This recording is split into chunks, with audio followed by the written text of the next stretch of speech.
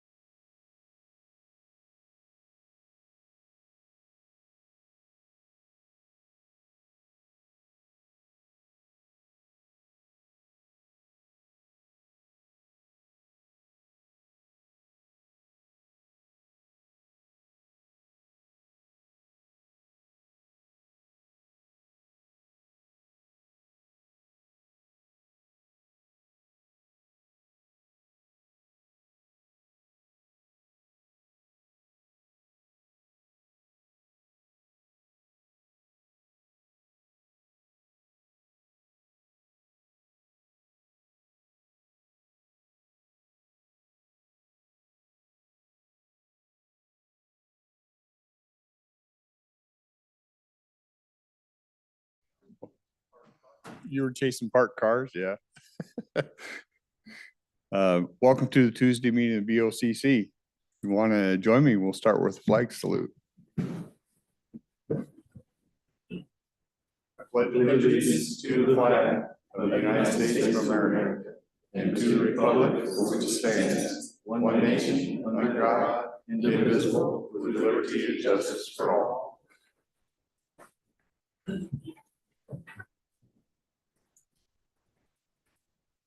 Okay. I ask Commissioner Mortensen for review of the minutes. Good morning, everyone. As usual, I reviewed the minutes of the activities last week and I move to approve those minutes. We have a motion to approve. Any questions, corrections? Seeing none, we'll call for a vote. Those in favor? Aye. Aye.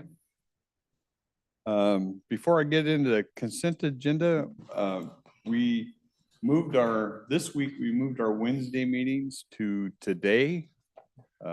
Tomorrow we're closed at observance of the Juneteenth. And the 1:30 meeting with Public Work has been canceled, but at 2:30 today, we have a work session with the Washington State Association of Counties, WASAC. You've heard us talk about WASAC in the past. I think they're going to be joining us on a Zoom. They have a new executive director. If you've heard us talk about WASAC, they're kind of our lobbying arm up in Olympia, and you have interest in hearing more about them, at 2:30 today, we will be meeting with them. Okay, consent agenda. Under agreements, contract bid awards. The first one is the interlocal agreement with the Port of Longview. We enter into those interlocal with Port. Well, we do it with the city, as a lot of different entities on a regular basis. Usually it's a fairly small amount. This year it's a agreement, to interlocal agreement up to 30,000. We're going to be doing some chip seal work for them over there. Items 2 and 3 are both grants from the Washington State Department of Agriculture and the FAIRS program. Our fair has received these grants for various things. I think it's for some bleacher work, for some ADA work. Kim said yesterday they were putting in new pig pens and just doing some upgrades to some of the areas out there. And those are grants from the state of Washington.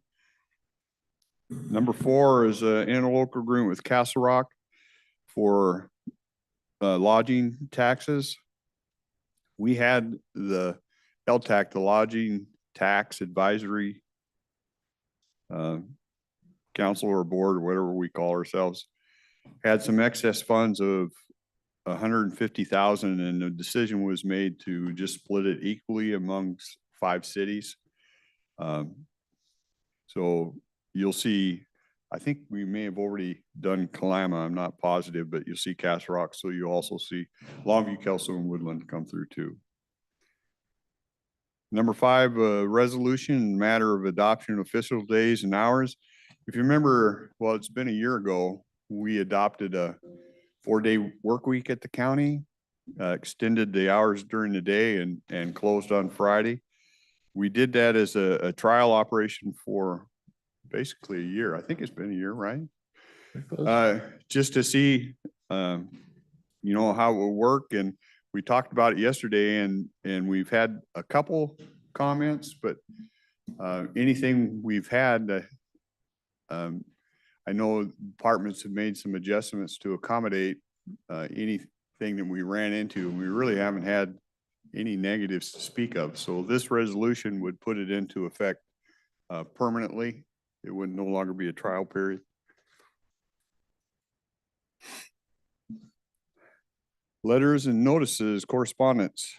Letter to Christian Louderback appointing to the Fair Board. Letter to Stephanie Clark McNally appointing to her to the Homeless Housing Task Force. Mr. Louderback's on the Fair Board will expire October of 2028. Ms. Clark McNally will expire 6/30 of 2026.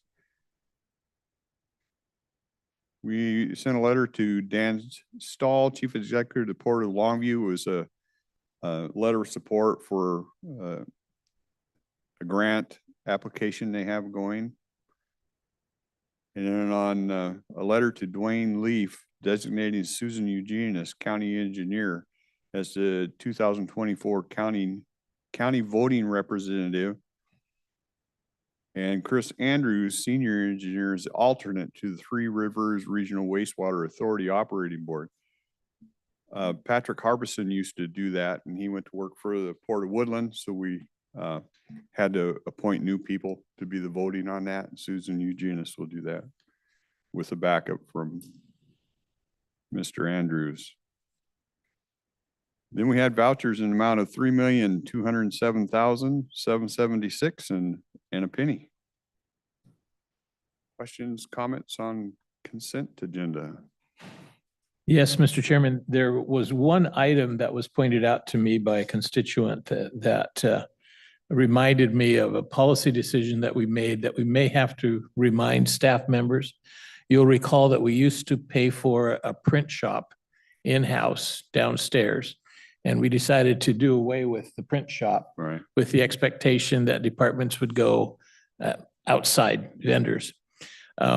So within the grant that provides for ADA access materials, there was a printer ordered to print large signs, and about $5,000 expenditure. And that perhaps that's a unique enough print requirement that it can be in-house, but I think this begins that creeping expansion of operating costs that defeats the purpose of not having a consolidated service in-house. But if they all start buying their own, print shop stuff, that just drives up costs. So, it's a relatively small amount, but I just thought that may be something, if we feel strongly about sending a reminder out, that folks are supposed to order their big print jobs, from local vendors.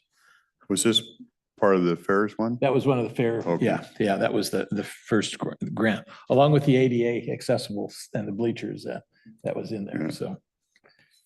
So actually, I'm pretty curious about that. What makes it less efficient to go outside?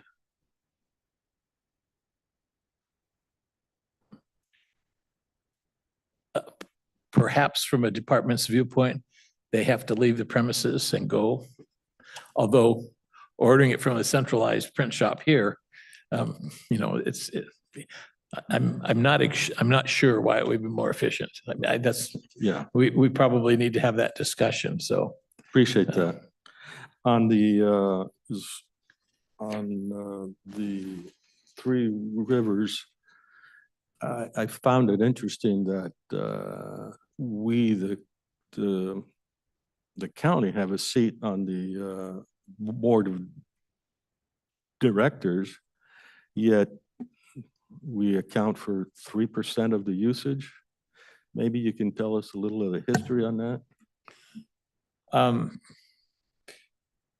I think originally this utility was a department of the county. And so the bonds that were issued were county bonds.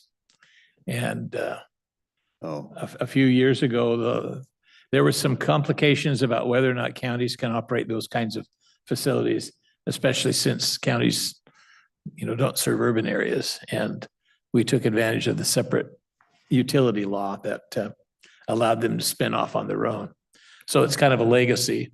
And I think when they formed it, we were still paying off they were still paying off some of our bonds, but I think that's all been transferred over. Yeah. And of course, now we still guarantee their bonds, which I was a bit confused and concerned about, but that brings up the point that the public may not understand that sometimes, like in the E911 center, it's the county's responsibility, yet we don't operate it.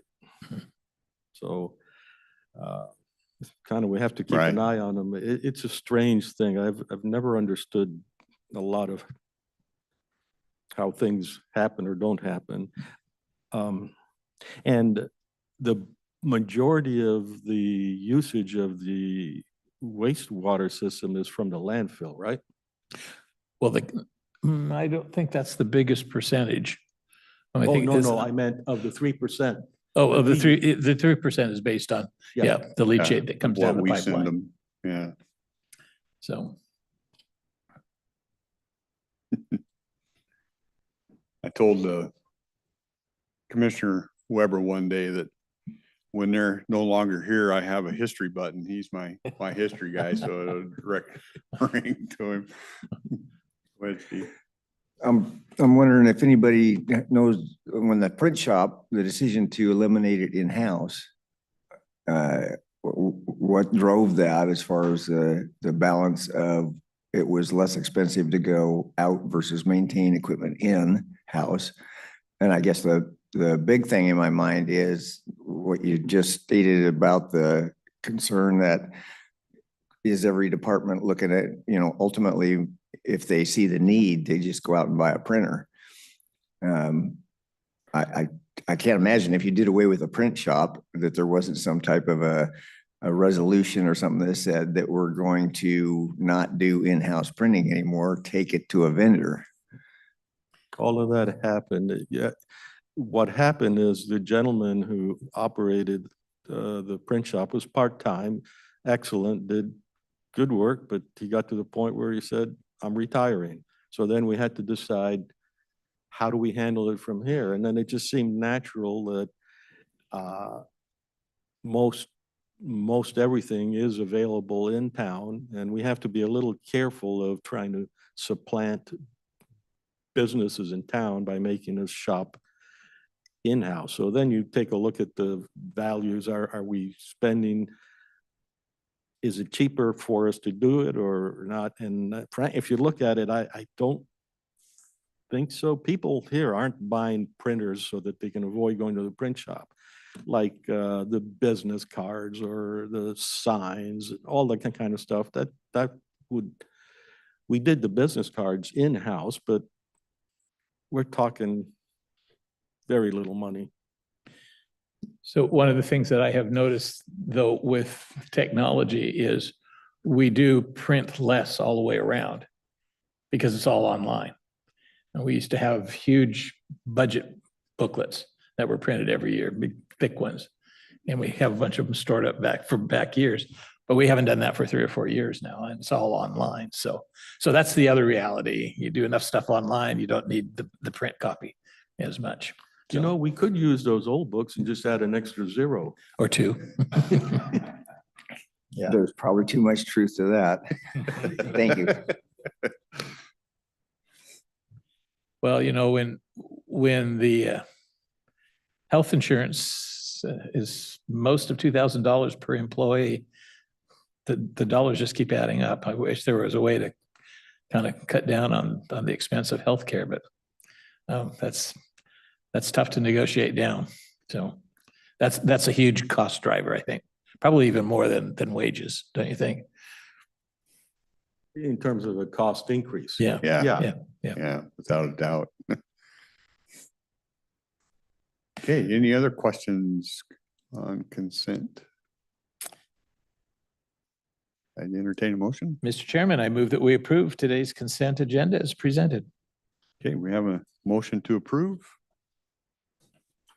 Your last chance. See nobody coming up. We'll take a vote. Those in favor? Aye. Aye. Aye. Thank you. Motion items. Is it the Health and Human Services show? It is. Gina today.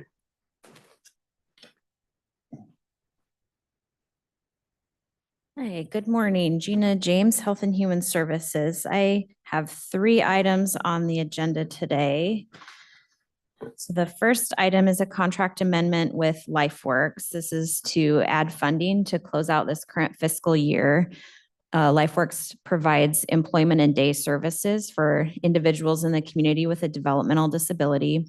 This is funded through our contract with the State Department of Developmental Disabilities Administration. We typically don't allocate 100% of our contract out when we go into these agreements, and we'll retain some funds because we know that throughout the year services can change, the client levels can change, and this is the situation we're in right now.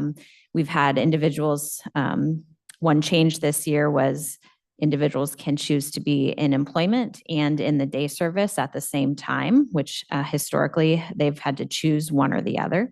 So that has affected the service level and the hours of service. So this amendment is adding some funding to just finish out this current fiscal year for those reasons.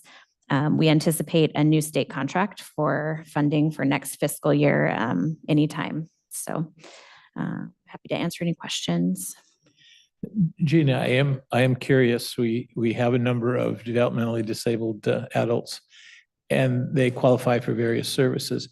What kind of subsidy is there typically on average for an adult with developmental disabilities with these programs? Do you have any kind of a rough guess? I know it depends on the programs they're involved in, but. Right. It really depends. The scope of this contract is really narrowed to employment and the day service.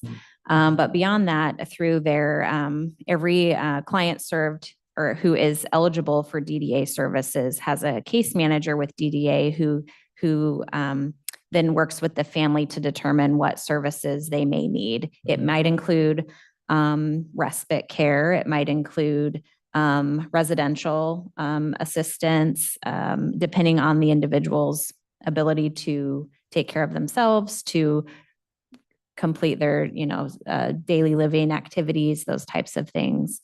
So the respite care would be for those adults still living with, say, their parents, and the parents get a chance to have a break from the constant supervision or surveillance care.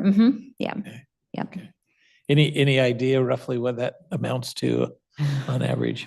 I really don't. I don't see into that entire world. We do expect you to do a lot of math right here. It would be interesting to know because the state has made the programs available and for the folks with those disabilities. It probably depends on how serious the disability is as well. It really does. It depends on the level of care that an individual may need. And, some individuals are much more independent and have a lot of natural supports, and others have a lot higher needs and need more intensive levels of care. So the DDA does these annual assessments with the individuals that they serve to continuously evaluate where an individual is at with their service level needs. So, and as I read through the contract, I know I covered the number, but I can't remember what it is. How many individuals currently are being served? With LifeWorks or? Yeah, LifeWorks. They currently are serving, around 100 individuals. There are about 14 that are in dual services, so are in both the employment and the day service. Okay, thank you. Those are really interesting questions, and I'd like to follow up a little bit. If someone needed services in the county, or I should say anywhere in the county, do they always go through you in some form or another? No, it really depends. In this case, if it were an individual with a developmental disability, we would get them connected with DDA so that they can, so we can see if they are eligible, if they have eligibility already, and their DDA case manager can help with looking at the services available to that individual. Do you make a distinction between an individual from the city of Longview versus city of Kalama? It's a county-wide, all-inclusive program. Yes. And do you have a sense of, so you mentioned 100 people. And of course, that is a part of the universe of people that could use the help. Do you have any idea how big that group of people is that might? I don't, we just see into this piece that's employment and day services. So I don't have like the full picture of individuals that are, of every individual who's eligible for DDA services. We just see this portion who have said they're interested in working or the day service. And this is primarily, the age group is like 18 to 65? It's 21 up, 21 up? right? Okay. And for the really young ones, we go through the Progress Center or something like that? Right. There are some services at the Progress Center that our state contract helps to fund. Yeah. And then in between those groups, individuals are in the school system, and so they can receive some services through DDA and some services through the school districts. And if I wanted a centralized if I wanted to go to someone who knows how this whole thing works and is centralized, it would be the county, right? We can help the best we can for DD service. For the bigger picture of DD services, I would suggest DDA, connecting with someone at DDA to be able to give the full scope of what's available. And Okay, thank you. explain DDA. Developmental Disability Administration. Okay. I would, and I'm making an assumption here, you're working with individuals that want to work and stuff. And I would imagine there's some not capable of, but there's probably a pretty good percentage that maybe they don't want to work, or the families don't have them work. So, and there's there's services available to them. They're just not part of this program. Right. Yeah. Yeah. Mm-hmm. I'll apologize. We workshopped this yesterday, and I should have asked these questions then, but sometimes it takes a while Yes. for the questions to kick in. Yep. Oh, I don't know how to ask the question, but you talk, LifeWorks is a single entity of, do I recall, 2 others that we typically? Yeah, we also work with Goodwill, Employers Overload, and Compass Career Solutions. So they also provide these similar service for us in the community. And as I recall, they're sort of on equal footing, or is there specific expertise? If you got this issue, you go to Compass. If you go this other issue, you go to LifeWorks, or They all provide the same service. Individuals, when they come into service and say, they want to work with someone to get a job, they choose which provider they want to work with. So that's how the clientele is sort of divvied up. The individuals choose which provider they'd like to work with.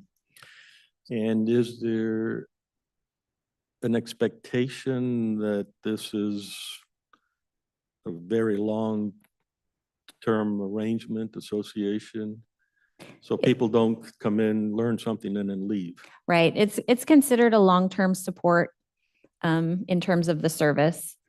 So the goal is always to try to fade back when we're talking about employment. The goal is always to look at opportunities to build other natural supports, and then the job coach can start to ease out.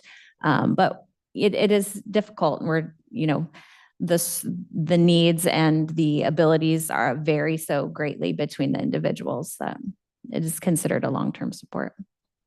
So LifeWorks operates at a business.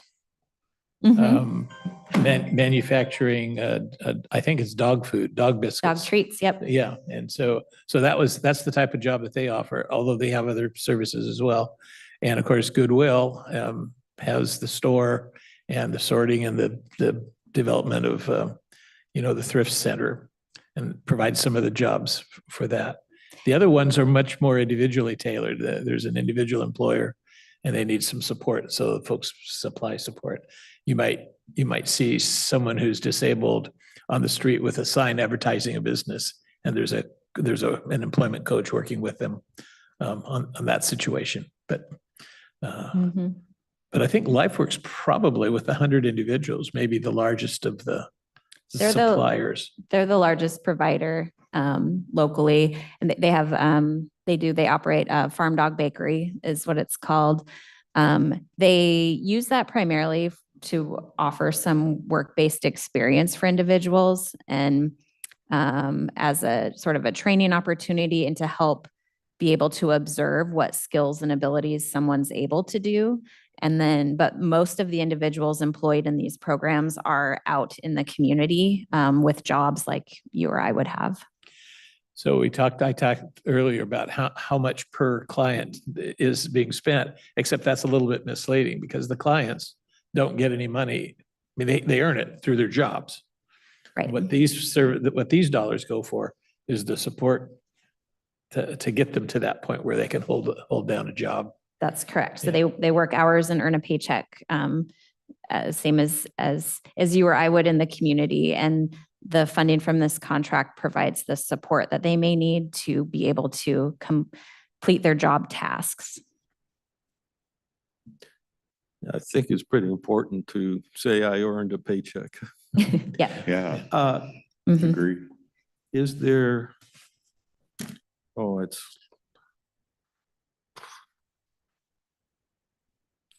next. Yeah. I know the state provides the funding for this to all the counties Mhm. for their programs. I'm making an assumption, you can tell me if I'm close, that they probably use the DDA stats to decide how much to send to counties, or maybe past history too. They look at the, so they'll do a snapshot. So like for next fiscal year's funding, they'll do a snapshot in May of the current clients being served in the programs. Each client's eligible for a certain amount of service hours, depending on the level of need that they have. Okay. And that they take all of that data and And that's how they That's how develop they- their mhm. budgets for the counties. Yep. Okay. I remember. Mhm. Slowly but surely. Grounds for opportunity, did they have any long-term disability employment? I know they are now I'm gonna look at Tammy. They do provide or did provide some work-based experiences, I think, for adults. I'm not sure if they were integrated with this type of program, but maybe not. Yes. Okay. Yes, there was a time. Okay. So prior to COVID, we did have those experiences happening. Okay. So we have learner dish pit that we're learning how to do dishes. Things like that. Things like that. Okay. Yeah. Now we currently have volunteers, but they're not meeting limits. Mr. Chairman, I move that we approve contract number 23-026, amendment number 1 with LifeWorks as has been presented. Okay, we have a motion to approve. Any further questions, comments? I don't see any online. Call for a vote. Those in favor? Aye. Aye. Aye. The next two are basically related. Are gentlemen, are you comfortable with taking both these on one since they're related, or do you want them individually? I'm so conflicted that it really doesn't matter to me. I'm okay with doing both together. Okay. Okay. Yes. So items 8 and 9 on the agenda are related. Item 8 is an amendment to our contract with the Department of Commerce. This contract is a community development block grant. It's called the Public Services Grant. This particular funding is pass-through funding to our local community action agency, which is Lower Columbia CAP. This funding has gone towards a program called Meals on Wheels, where there's home delivery of meals to low-income seniors across the county. There's also some congregate feeding sites across the county as well. So we have, this amendment is adding the funding for next fiscal year. It's a total of $66,000. That's coming in our state amendment for next fiscal year. And then item 9 is the pass-through contract with Lower Columbia CAP, where we're passing down The 62,500 for next fiscal year, there's a $3,500 difference there, and that's the amount that we're allowed to keep at the county for our administrative costs. So I'm happy to answer any questions. We also have the program coordinator, Tammy, here from Lower Columbia CAP, if there's really specific questions. Thank you. And I know that in the past, there's been some discussion about per meal costs, and I hopefully Tammy can share with us a little bit about, is it more expensive than contracting with a private restaurant, or how do they arrive at the per cost of meals? Yeah, do you want to come up? Come sit by me. Yeah, I don't want to put her too much on the hook, but I'd like to, are we seeing an increase, a decrease, or where we're at type things, kind of similar? So it's an interesting time right now. If we're talking about meal costs, then if you're contracting with a restaurant, so our overall meal cost, if you include all of the programs that we have, because we don't have just this section, we have Older Americans Act funding, we have some Medicaid, and we have a couple other smaller contracts that help us provide meals throughout the county. If you include all of those together, and I'm also including Wakayakum just for clarification there, our meal cost is around $12 a meal. So, and I understand that might sound like a lot, but you also can't go to a restaurant and order a hamburger and a drink right now for $12. And our meals are not a hamburger. I'm sure some of our people would like it if it was, but we have standards that we have to meet that come down from the feds, and then state adds a whole bunch on too. So our meals are providing nutrition. We have to watch our calories, the fat, the sodiums, we have to provide vitamin A, C, D. There has to be a certain amount of protein, and we are required to provide 2 vegetables and a fruit, or 3 vegetables with every meal, and whole wheat options and other things too, grains. And there's like 27 requirements that we have to meet for every meal. Today, Riderwood is getting honey mustard pork with roasted potatoes, broccoli, cauliflower, and carrots, and peaches. They get a whole wheat roll with a butter pat and milk served with that. The social side of it is really important. So today is Riderwood, yesterday was Kalama. Normally we would be in Castle Rock on Wednesdays. We're Kelso on Tuesdays, and then Woodland on Fridays. So we serve once a week in 5 different locations outside of Longview. And that is the same meals that Meals on Wheels clients get, but it is served in a social setting. So people that are still able to drive can come and enjoy this meal.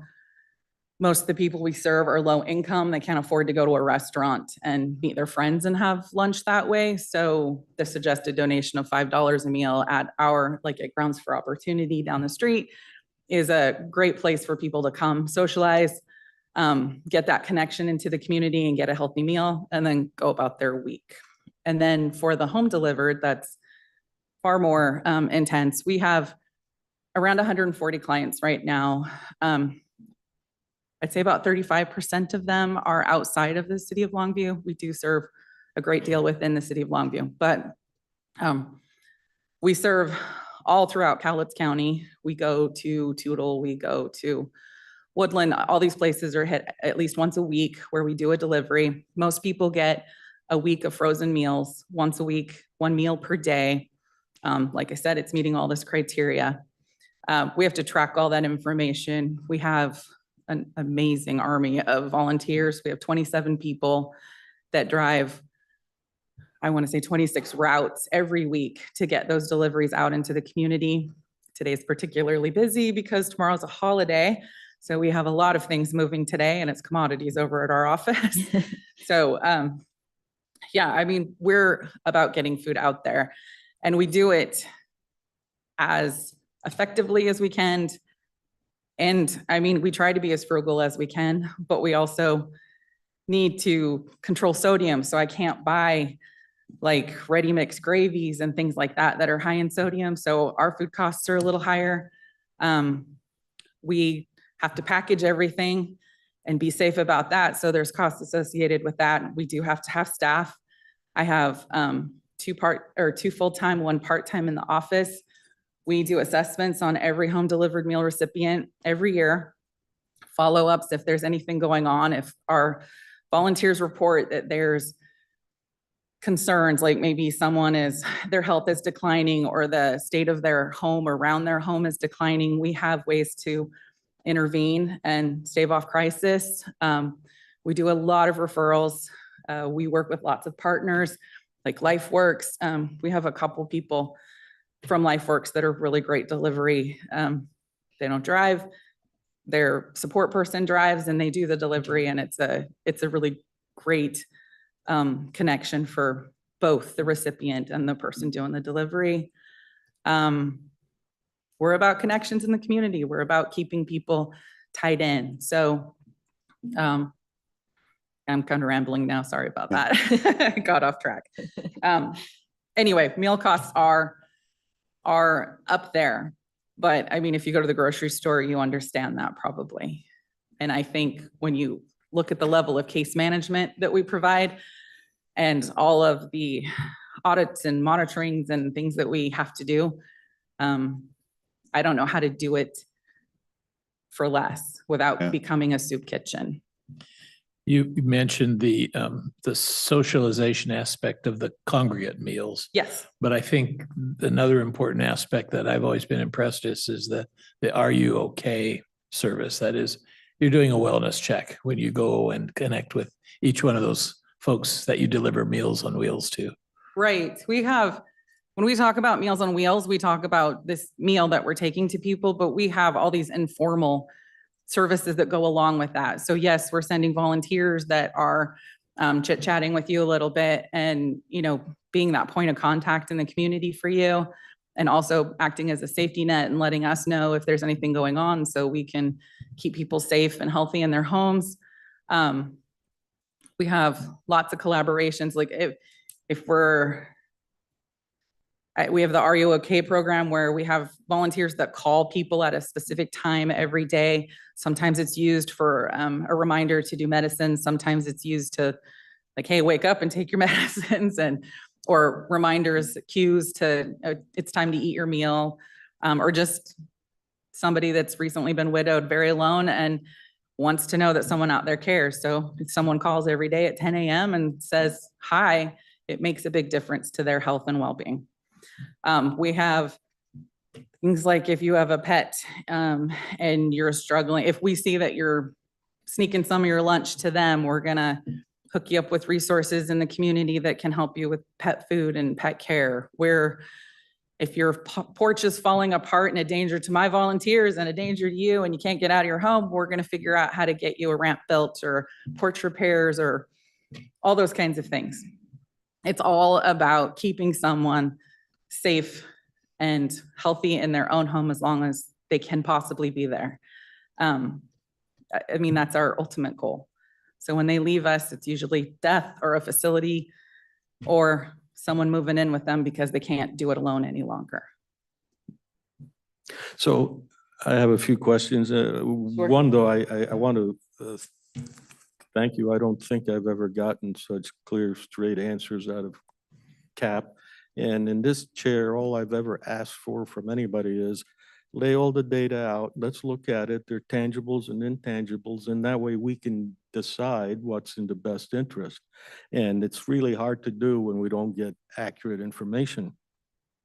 So just some incidental questions. The volunteers they drive their own cars? They do drive their own cars. They're paid mileage? They're reimbursed mileage. Okay, and that's at the standard federal? OFM going rate, yes. Yeah, okay. And I believe the jail meals are subject to all the regulations that your meals are subject to, are they not? I couldn't answer that. I'm pretty sure that's true. And we get contracts here where we're paying something like $1.50 a meal. And of course, there isn't 67 cents a mile involved or anything like that. But that leads me to think, when I go to, if I were to talk to a businessman at McDonald's, they would give me a breakdown down to, well, we spend this much on paper cups, or this nominal meal, 100%, the paper cup cost me this much and this much and that much. And they give you a full picture of the costing. I imagine you don't have that. I don't have that with me. I can get that for you. Okay, so of the $12 a meal, you can break that down to all the components? I believe I can, yes.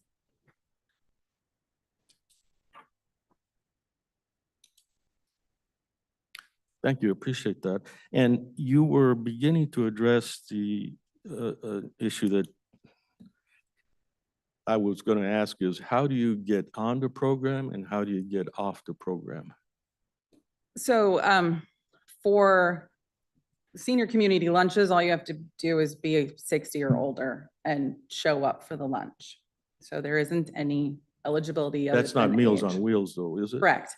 So for home delivered meals, it's 60 or older. Homebound, by definition for us, that means that you cannot leave your home without assistance.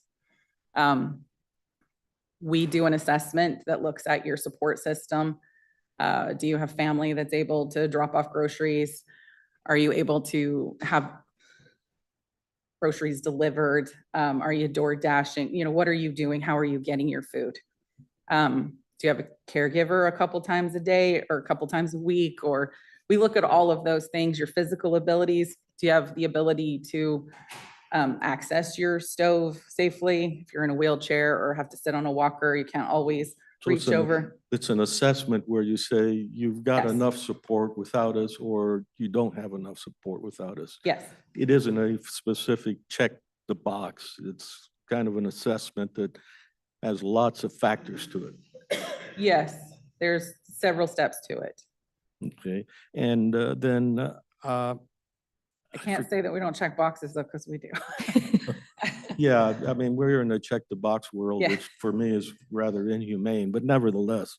And the assessment is given to us by the Area Agency on Aging, who contracts us to do. Oh, they So do. They're the ones that came up with the assessment. Yeah, So we're assessing to their level, and it's activities of daily living and those types of things. We're looking at, you know, can you do your own toileting? Can you pay your own bills? Can Right. you sort your own pills? Can you? that's what leads me to feel, you know, we've commented before, there's so much duplication of services. I know ADSWA, Area Agency on Aging and Disabilities, I think you get about same amount of money, 67,000 a year from them, but they also are in contact with all these people.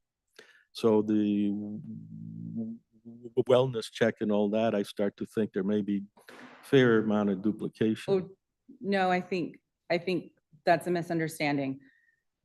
We do share some clients, and the Area Agency on Aging and Disabilities does provide case management for Medicaid clients. But not all Medicaid clients receive meals. And if they Right, but do, we're do not all- providing their case management. We don't do that assessment. That's all coming from them. The ones we are assessing, I'm talking about Older Americans Act people specifically, and they don't provide any case management. They contract us to do that part. So they're not in contact with them. The only way that there is contact from the Area Agency on Aging is if we're referring to other services, or, I mean, we do use the same reporting system, so it all goes into a system and they can run a report that says, okay, these are people that are receiving services. But I don't know that they have any other contact with our clients in a case management sort of way. They're not assessing Yeah. for okay. services. They monitor us to make sure that we're doing it correctly. Yeah. And then how do you get off the program? So if I'm delivering a meal and I notice things that don't add up, do I come and talk to you and say, hey, we got a problem and Yes. Yes, I mean, I know I've heard the concerns in the community have come up that, mom's been getting meals forever and she just stockpiles them in her freezer. Yeah, Well, I'd like a phone call from that family to let me know that, because that would mean before that 1 year assessment time's coming up, I'm gonna be going in and asking questions ahead of time and saying like, is this really appropriate for you? Are you eating any of them? Maybe we're sending too many. Let's dial this back. Maybe you only need 3 a week. So yeah, we really try to make it individual to the needs of the person. And if we go in and you're not there for your delivery, we're gonna call in. I mean, we're hoping that you're safe first, but we're also wondering like, where were you? If somebody came and got you for an appointment and you forgot to tell us, that's one thing. If you were out yeah. doing things, then it's like, okay, well, you're no longer homebound and you no longer meet criteria. We're taking you off the program. Now, I've talked to several people who were involved with meals at schools, Okay, and that's governed also by you've got to have so many veggies and so many of this and that. right. And the stories I hear, and of course, I'm going to hear the complaints as opposed to the plus. And course. but from the providers or the volunteers that are dishing it out, the amount of food that gets thrown in the trash is just obnoxious to them, because I don't like vegetables, I don't like this, I don't like that, I only like the dessert. And Right. so, Well, we don't serve dessert. There's no nutritional value well, in that. that's good. That's good, but it does mean that we can't force feed people. We can't. No, I can't make people eat the food, but we do look for that. Like their support systems, we get to know whoever's in their lives that drop in. The neighbor next door that keeps an eye on them. We're going to be like, how's Susie doing? Is she eating the meals? Is she putting them on the porch for a cat? What's happening there? And we're going to do something with that information. So you're painting a picture of a fair amount of intimacy with the clients. Yes. So I could pick a name out from some list and ask you, and you, with fair amount of certainty, you would know if they were a client or not. There are not Well, so I hate many. being put on the spot. Well, I'm not going to do that. I'm just saying, I'm trying to get a measure of the connectivity. Yes. Yeah. If I don't know, then my counterpart will, because there's only 2 of us that do assessments. So one or the other of us is going to know quite a bit about that person. Okay, thank you. And if I don't know, there's a file somewhere with all that information in it and we track it. Well, that part is less interesting, because the intimacy of well checking and all that means that you really are aware. Well, that's really the beautiful part about having volunteers, is that they drive their route. It's the same route every week. So the guy that delivers your meal on a Wednesday is going to be the same guy next Wednesday. And they get to know your routines. They get to know how you speak, how you walk, how you unlock the door. It just your personality in general. If they notice something's off, they're going to call the office. They're going to write us a note if it's not like a right Got now it. thing, but they're going to let us know and we're going to follow up on that. What qualifications does a volunteer need to have? They have to pass a background check. We check for driver's license and insurance. And then they do our orientation, which is talking about just this, about things to look for, how to be that safety net. Okay, thank And you. mandatory reporting for Mhm. abuse, neglect, all those kinds of Yeah. things. Sorry. I got 2 retiring commissioners, just saying. Oh. Yeah, how long will this? Tammy, thank you so much. That was a good thorough report. I think it's important for us to be reminded on a regular basis of the qualities of that program. Yeah, we're not just a meal. We're way because- more. Yeah, because we do hear the complaints, and I understand. your information helps us to be able to better explain the value that taxpayers get for this program. So if you weigh the cost of that meal, that $12, to how much it costs for care in a facility per day, we're a good investment. Yeah, as my colleagues know, I'm freshly very much aware of those realities of today's senior living communities. Okay, I'd entertain a motion. We'll take both 8 and 9. Yes.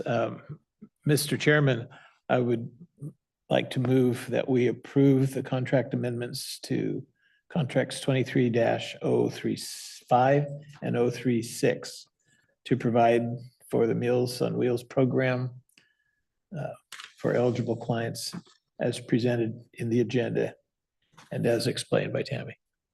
Okay. Any further comments? Okay, see none, we'll call for a vote. Those in favor? Aye. Aye, opposed? I'm going to abstain. Okay. Motion carries. Thanks for your time, Tammy. I appreciate you coming by. Thank you, commissioners. I Yeah. appreciate it very much. Yeah. Thank you, Gina. Okay, just to reiterate, today at 2:30, we have WASAC, and I think it's a Zoom. I'm not aware that they're driving down. So if you're interested in that, tomorrow we're closed. Wednesday, the 26th, we have the Lower Columbia Fish Recovery Board.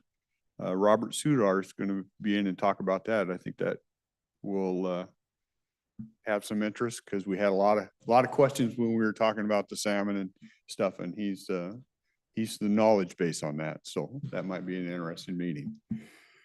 And with that, we're open to you. Any comments, questions, anything you may have? If not, you're going to make our day easy. I'm gonna make one. Okay.